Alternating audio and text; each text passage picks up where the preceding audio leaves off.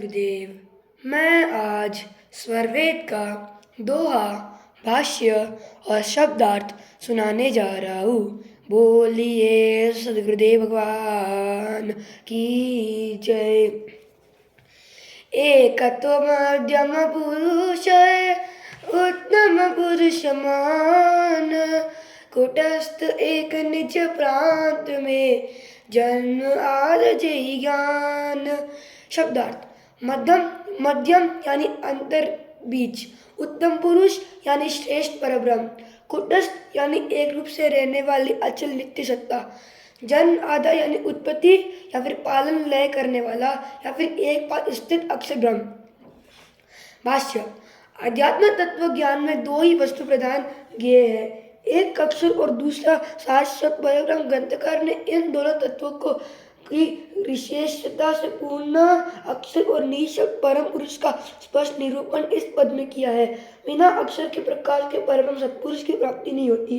योग की चेतन भूमि में अक्षर एवं निःशब्द दो ही अनुभव तत्व है, जिनके द्वारा अध्यात्म के सारे ज्ञान विज्ञान आत्मा के अंदर स्पष्ट रूप से प्रकट हो जाते हैं।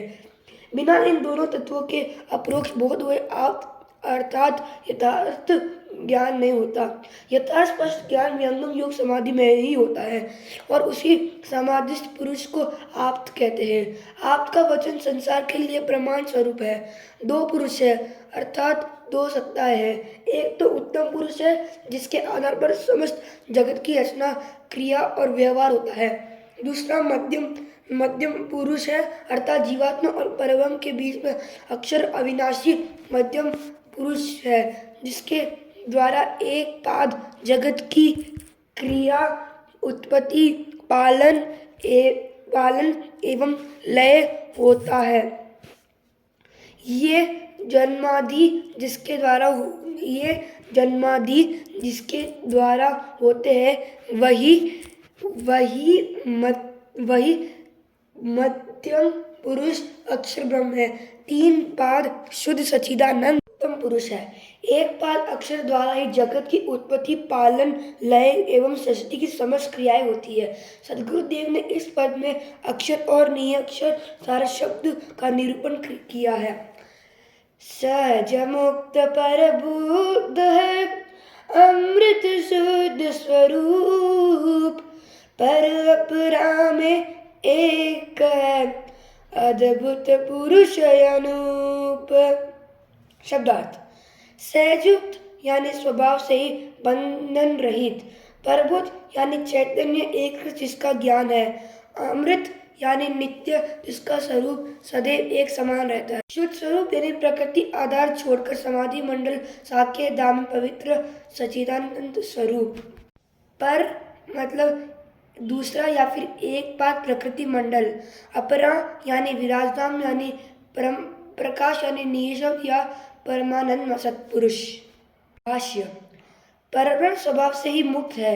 जीव प्रयत्न करके कर्म बंधन से रहित होकर मुक्त होता है, परंतु वह परमानंद परब्रह्म स्वरूप से ही मुक्त है, इसलिए उसे सहज मुक्त कहते हैं। वह सृष्टि प्रलय विकास पतन या प्रकृति के प्रत्येक परिवर्तन में एक रूप से समान स्थिर रहता है। वह सर्व अंतर्यामी होकर आकाश की भांति सब में व्यापक एवं सर्वदा हो असंग निर्लेप होकर अपने शुद्ध स्वरूप में सदैव विराजमान रहता है। उसका ज्ञान क्रिया तथा स्वभाव सदैव नित्य एक रूप से रहते हैं। उसके ज्ञान में हास विकास नहीं होता, अतः वह परब्रह्म नित्य ज्ञानवान सदैव परबुद्ध है। परब्रह्म के नित्य ज्ञानवान वस्तु होने से उसके स्वरूप में भ्रांति या रूपांतर नहीं होता, न वह कार्यक्रम से सृष्टि का उपादान होता है। चेतन की क्रिया और शक्ति उस स्वरूप में सदैव स्थित रहती है। यही चेतन कुटस्थ की परिभाषा है। नित्य वस्तु का परिवर्तन नहीं, वह कारण है। जैसे कुंभकार मिट्टी से बर्तन बनाता है, उसी प्रकार वह परम प्रभु मूल प्रकृति को लेकर इस विशाल जगत की रचना करता है। ब्रह्म जगत रूप नहीं होता, न चेतन जड़ स्वरूप को धारण करता है, क्योंकि चेतन पदार्थ का कार्य नहीं होता। वह सदैव कुटस्थ स्वतः कारण स्वरूप होता है, जड़ वस्तु का कारण होता है, नित्य चेतन का नहीं। जैसे मिट्टी से बर्तन और सोने से भूषण होता है, इस प्रकार परब्रह्म का रूपांतर नहीं होता है। वह जगत के अनेक रूपों को धारण कर इसमें क्रीड़ा नहीं करता, क्योंकि वह सत्य अविनाशी नित्य वस्तु है। नित्य वस्तु का कारण या कार्य नहीं होता, उसका कार्य उससे भिन्न दूसरे पदार्थ का होता है।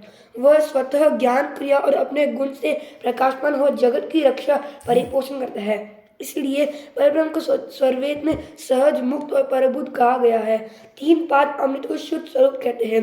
परब्रह्म के चतुर्थांश एक पाद में ही यह अखिल ब्रह्मांड चक्र का धारण पालन और लय हो रहा है। वह परब्रह्म तीन पाद अमृत और एक पाद अक्षर महामंडल प्रकृति में ओतप्रोत परिपूर्ण व्यापक है।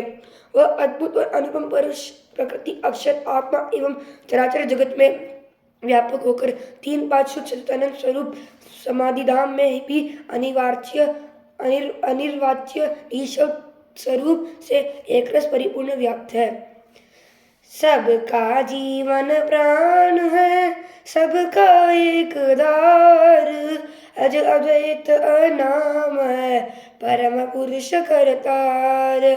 शब्दार्थ: अज यानी नित्य, अद्वैत यानी जिसके समान सजातीय दूसरी वस्तु न हो, अनाम यानी जिसका प्राकृतिक कोई स्वरूप न हो या फिर नाम रूप से रहित या फिर अनिर्वाच्य या फिर अव्यक्त सत्ता, परम पुरुष यानी निःशब्द या फिर सार शब्द। भाष्य: वह परम प्रभु स्मपूर्ण चराचर जगत का जीवन और एकमात्र आधार है। प्रकृति आत्मा में जो प्राणन शक्ति कार्य करती है एवं सबका भरण पोषण जिसके द्वारा होता है, वह परम पुरुष नित्य और प्राकृतिक नाम रूप से रहित है। वह अव्यक्त अनुभवगम्य जगत का कर्ता परम पुरुष नित्य और अद्वितीय है, अर्थात उसके समान दूसरा कोई पदार्थ नहीं है। इसलिए वह परब्रह्म सदैव अद्वैत एवं अव्यक्त है। सब तत्वों का ज्ञान है परम पुरुष विज्ञान, सहज योग अभ्यास है डोर विहंगम जान। शब्दार्थ: परम पुरुष यानी अनिर्वाच्य या फिर निःशब्द यानी सार शब्द, विज्ञान यानी प्रत्यक्ष ज्ञान, सहज योग यानी मन या फिर प्रकृति से पांच चिदाकाश प्रवेश का साधन, अभ्यास यानी योग युक्ति से युक्त यत्न, व्यंगम यानी पक्षी या फिर चेतन स्मृति। भाष्य: सहज योगाभ्यास के साधन से चेतन स्मृति जब व्यंगम अर्थात पक्षी के समान निराधार आकाश में गमन करती है, तब परम पुरुष के प्रत्यक्ष विज्ञान में परा अपरा समस्त तत्वों का ज्ञान हो जाता है। योगी के सामने सभी पदार्थ प्रत्यक्ष हो जाते हैं, इसलिए उसी आप पुरुष के वचन संसार के लिए प्रमाण है। समस्त ज्ञान का कारण ब्रह्म है। उसके प्रत्यक्ष दर्शन के पश्चात सभी तत्व योगी के सामने निर्भ्रांत हो जाते हैं। जब तक परम पुरुष का विज्ञान नहीं हो जाता, तब तक भौतिक विज्ञान से चेतन तत्व प्रत्यक्ष नहीं होते। जड़ तत्वों के विज्ञान के लिए जड़ कारण है और चेतन तत्वों को जानने के लिए अनात्म पदार्थों की असम अवस्था में चेतन कारण है। चेतन कारण द्वारा ही ब्रह्म तत्व का दर्शन होता है। इसलिए पूर्ण ज्ञान की प्राप्ति चेतन विज्ञान से होती है। चेतन विज्ञान का साधन सहज योग और व्यंगम डोरी है। मन प्राण के साधन युक्ति से रहित होकर शुद्ध आत्मभूमि जो स्वाभाविक योग होता है, उससे सहज योग कहते हैं। सहज योग में प्राणायाम, कुंभक, शस्त्रक्रिया और चक्रों का वेदन नहीं होता। आत्मभूमि पर जब चेतन स्थिर हो जाती है, तब अपने आप कुंडलिनी अपना मार्ग छोड़ देती है एवं वह योगी अपने शुद्ध किरण चेतन सुरति द्वारा महाशून्य रम के भेद से गगन में जाकर अमृत परमानंद सुख का लाभ करता है। जड़भूति के त्याग के पश्चात ही यह व्यंगम योग की रहनी एवं सतपथ प्राप्त होता है। बिना व्यंगम योग की सर्वोच्च भूमि प्राप्त की जड़ चेतन किसी भी अध्यात्म तत्व का बोध नहीं हो सकता। इसलिए इस वाणी में ग्रंथकार ने चेतन विज्ञान द्वारा परम पुरुष की प्राप्ति से ही सर्व तत्वों के प्रत्यक्ष ज्ञान होने की चर्चा की है। ब्रह्म विद्या प्रकाश है, भक्ति मुक्ति सुखधाम, गाथाय अध्यात्म है, अमृत सनातन नाम। शब्दार्थ: ब्रह्म विद्या यानी पराविद्या, भक्ति यानी चेतन साधन या फिर अनन्य एकता से प्रभु में परम प्रेम, मुक्ति यानी बंधन निवृत्ति, अमत यानी जिसका प्राकृतिक कोई मार्ग नहीं है। सनातन नाम यानी आराध्य चेतन स्वरूप परब्रह्म। भाष्य। ब्रह्मविद्या के प्रकाश में चेतन साधन अनुभव योग युक्ति द्वारा चेतन धाम परम पुरुष की प्राप्ति होती है। यह तत्व ज्ञान आध्यात्मिक है, किसी मत संप्रदाय की गाथा नहीं है, बल्कि सनातन ब्रह्मविद्या तत्व ज्ञान प्रकाश है। सनातन ब्रह्मविद्या का प्रकाश सृष्टि के प्रारंभ काल से ही संसार में चला आ रहा है। आधुनिक तत्व ज्ञान वाचक ज्ञान के अतिरिक्त जहाँ परब्रह्म प्राप्ति का कोई अनुभव साधन नहीं है, वह ब्रह्म विद्या नहीं है, बल्कि मत संप्रदाय है। शरीर मन बुद्धि एवं वाणी के साधन से परब्रह्म की प्राप्ति नहीं होती, क्योंकि वह परब्रह्म मन बुद्धि और इंद्रिय गोचर है। प्रकृति पार वस्तु की प्राप्ति के लिए प्रकृति पार साधन चाहिए, इसलिए वह अप्राकृतिक परब्रह्म इन मन वाणी के साधन मनोरंजन से दूर है। इसकी प्राप्ति सनातन ब्रह्म विद्या जो संप्रदाय मत और विचार से रहित है, उसके द्वारा होती है। त्रैगुण धर्म संबंध में मिले न निर्गुण नाम, निर्गुण निर्गुण भक्ति है चेतन चेतन राम। शब्दार्थ यानी त्रैगुण यानी सत्व रज तमयुक्त प्रकृति, निर्गुण यानी प्रकृति गुण से रहित तत्व, चेतन यानी सहज या फिर स्वाभाविक स्वरूप। भाष्य।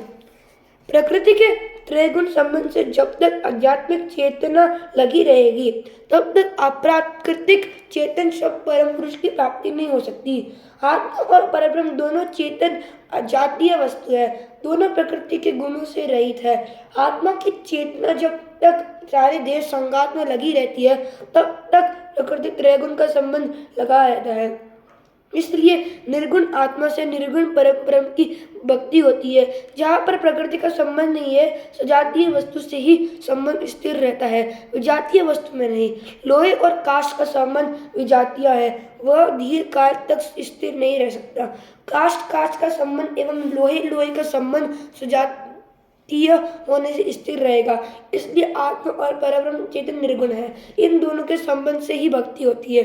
जड़ चेतन का संबंध स्थिर रहने वाला नहीं है, इसलिए आत्मा और परब्रह्म दोनों चेतन होने से अपने चेतन धाम में एक साथ स्थिर रहते हैं। जीव ब्रह्म का संबंध स्वाभाविक है और प्रकृति आत्मा का संबंध अस्वाभाविक प्रतिकूल है। इसलिए त्रैगुण प्रकृति के साथ में रहने पर अप्राकृतिक परब्रह्म नहीं प्राप्त हो सकता है। चेतन आत्मा चेतन परब्रह्म को प्राप्त करती है, अर्थात चेतन आत्मा जड़ अनात्मा जगत को छोड़कर चेतन परब्रह्म की भक्ति करती है। झूठ साच कैसे मिले अंतर भूमि आकाश, प्रवृत्ति भूमि का खेल है अनुभव खेल आकाश। शब्दार्थ। झूठ यानी असत्य या फिर अनित्य या फिर प्रकृति, साच यानी सत्य या फिर नित्य परब्रह्म, अंदर यानी भेद या फिर अलग, भूमि यानी पृथ्वी, आकाश यानी चिदाकाश, प्रवृत्ति यानी प्राकृत प्रवाह, अनुभव यानी चेतन विकास। भाष्य। सत्यासत्य का मेल कैसे हो सकता है? क्योंकि पृथ्वी आकाश दोनों में बड़ा अंतर है, अतः प्रकृति जगत में रहने वाले जड़ शक्ति प्रकृति पार आकाश के तत्वों को कैसे प्राप्त कर सकती है? जब तक शरीर मन बुद्धि एवं वाणी आदि प्रकृति का संबंध लगा है, तब तक निराधार चेतन अनुभव की प्राप्ति जो स्वच्छंद आकाश में होती है कैसे हो सकती है? प्रवृत्ति माया भाम प्रवाह है, अर्थात माया का खेल है। वाणी बुद्धि और शरीर के द्वारा जो चेष्टा की जाती है उसे न्याय की परिभाषा में प्रवृत्ति कहते हैं। जब शरीर मन बुद्धि और वाणी की शक्ति सब ओर से एकत्र होकर गुरु भेद युक्ति से चेतन परब्रह्म की ओर प्रवाहित होती है, तभी चिदाकाश सद्गुरु धाम के अनुभव खेल रहस्य का प्रत्यक्ष दर्शन होता है। यहाँ पर भूमि प्रकृति मंडल स्थित जड़ात्मक भूमि और शुद्ध पवित्र सद्गुरु धाम को आकाश कहा गया है। प्रकृति की भूमि में प्रवृत्ति अर्थात इंद्रियों का व्यवहार होता है और शुद्ध चेतन विराज धाम में सद्गुरु युक्ति से अनुभव अपरूप साध्य की प्राप्ति होती है। गुणातीत अवधूत का खेल अनोखी चाल, जीवन में ते कहो अगदरे ईर अगम गम लाल। शब्दार्थ। गुणातीत यानी सत्य या फिर रज या फिर तम, इन त्रिगुणों से रहित। अवधूत यानी ज्ञान योगी अर्थात या फिर निरंतर शब्द सोमरस का पान करने वाला या फिर अंतर्वृत्ति का योगी।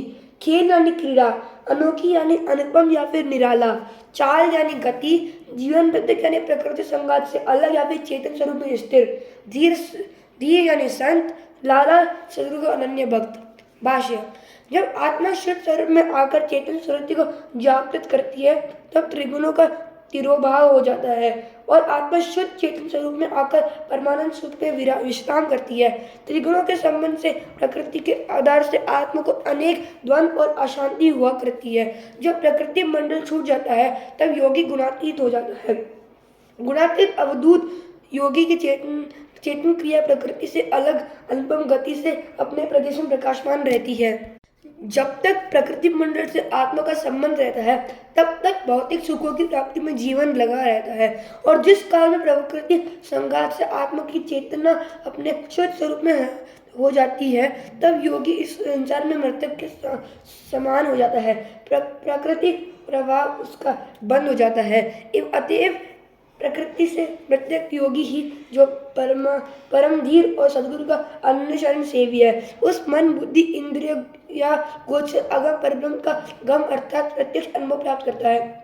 बिना संसार की आशा वासना का त्याग किए और इंद्रिय जगत से परम हुए अनुभव गम में परब्रह्म की प्राप्ति नहीं होती। इसलिए संसार से जीवन नर्तक अर्थात असम अवस्था में ही परब्रह्म की प्राप्ति करके योगी जीवन मुक्त हो जाता है। योगाभ्यास में ऐसी स्थिति प्राप्त होती है जबकि आत्मा को देहाद्य या संसार का भान नहीं होता। इस स्थिति को जीवन मृतक की संज्ञा दो गई है। अर्थात जीते हुए जो मृतक है वही मन बुद्धि इंद्रिया सारे देश संघात में रहते हुए भी इससे अलग है। यही जीवन मृतक का अर्थ है। जीवन मृतक अवस्था व्यंगम योग की होती है। वह योग युक्ति से प्रकृति आधार छोड़कर सहज शून्य पर परमानंद महान सुख को प्राप्त करती है। बोलिए सद्गुरुदेव भगवान की जय।